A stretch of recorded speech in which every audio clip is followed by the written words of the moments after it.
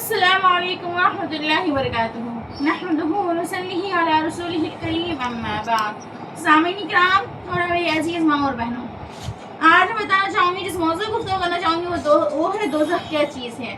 میں آج آپ کو اس موضوع بتانا چاہوں گی۔ تو میری ماں اور بہنوں، سامعین کرام، دوزخ خدائی جیل خانہ ہے۔ اس خدا نے بے ایمان اور نافرمان بندوں کے سزا کے واسطے بنایا ہے۔ اس میں ہر قسم کے عذاب ہے۔ قرآن و حدیث میں اس سے بہت ڈرایا گیا ہے۔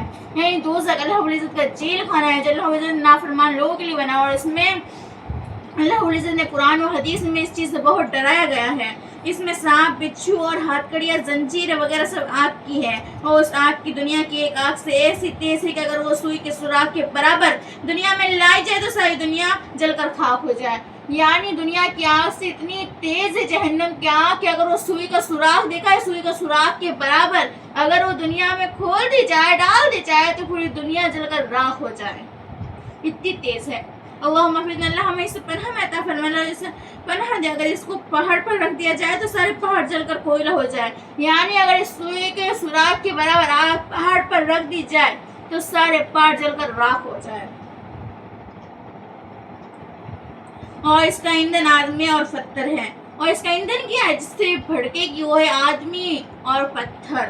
اس کے بچنے کے لیے اللہ تعالیٰ نے بہت تاکید فرمائی۔ اللہ رب العزت نے اس لیے قرآن و حدیث میں اس سے بچنے کے لیے بہت تاکید فرمائی ہے۔ اس لیے ہر آدمی کو چاہیے، ہر انسان کو چاہیے کہ اس سے بچنے کی کوشش کرے، اپنی اولاد، بیوی، عزیز اور قارئ مسلمانوں کو بلکہ کافروں کو بھی اس سے بچانے کی کوشش کرے۔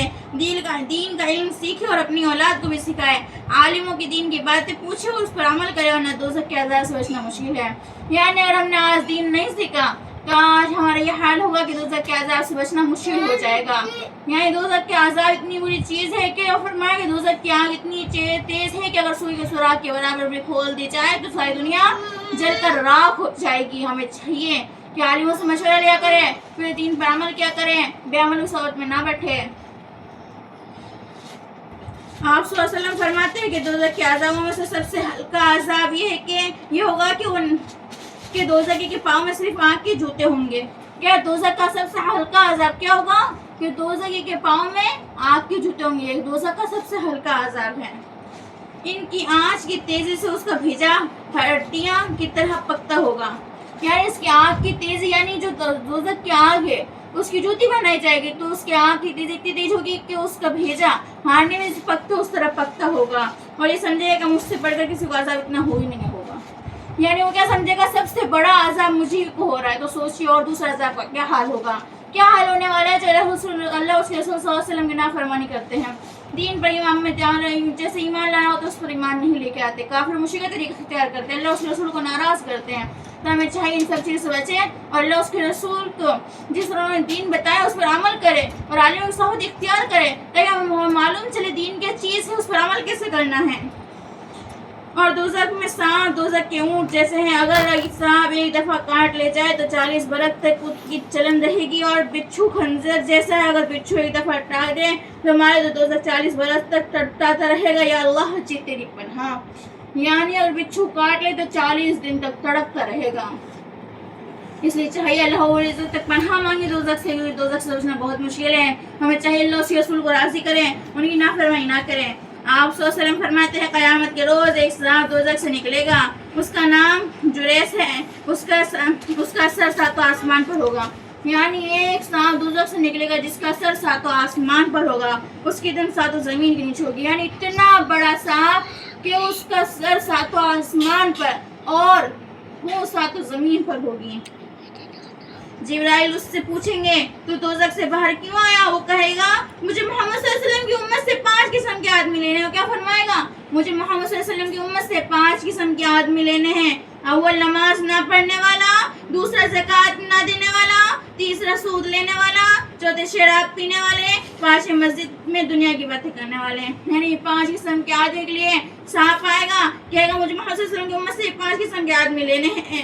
بس اس سانپ ان 5 قسم کے لوگوں کو اپنے منہ میں لے کر دوزخ میں جا گھسے گا، اور دوزخ سال بھر میں 2 سانس لیے کتنی؟ دوزخ سال بھر میں 2 سانس لیتی ہے، پورے سال میں، ایک گرم اور ایک سرد۔ کیوں سے لیتی ہے؟ ایک گرم اور ایک سرد۔ تو جب یہ دنیا میں گرمی اور سردی ہوتی ہے تو اسی کی وجہ سے ہوتی ہے۔ یعنی جب گرمی تیز ہوتی ہے نا تو دوزخ سانس لیتی ہے, دوزخ کی گرماش کی وجہ سے اتنی تیز گرمی ہوتی ہے. اللہم احفظنا.